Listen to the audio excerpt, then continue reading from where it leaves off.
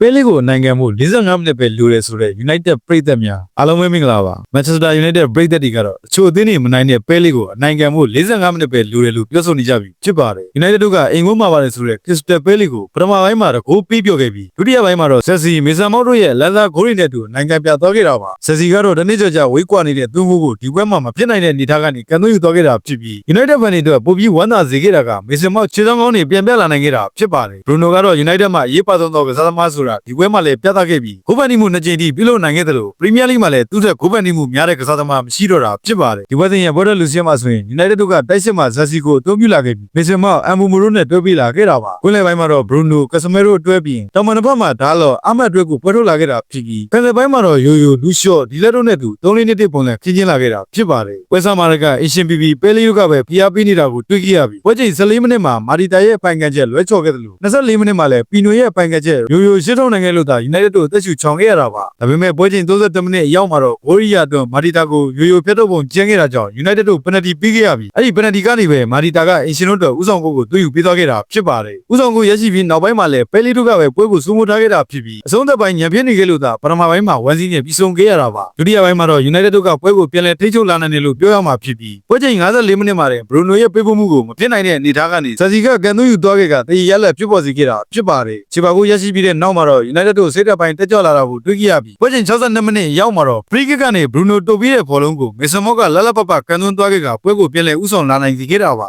အရှင်တို့အနေနဲ့ United တို့ရဲ့ပြန်လည်ဥဆောင်ခြင်းကိုခံခဲ့ရချိန်မှာတော့တိုက်စစ်ပိုင်းတော်လေးမြင့်တင်ခဲ့ပြီးခြေပါကိုရဖို့ကြိုးစားခဲ့ပေမဲ့လည်း United တို့ကပဲပွဲကိုတီးတီးငြိမ်ငြိမ်ထိချုပ်သွားခဲ့ပြီးဝေးကုန်းမှာဖိုးတန်နိုင်3ဘက်ကိုရှာဖွေသွားနိုင်ခဲ့တာဖြစ်ပါတယ်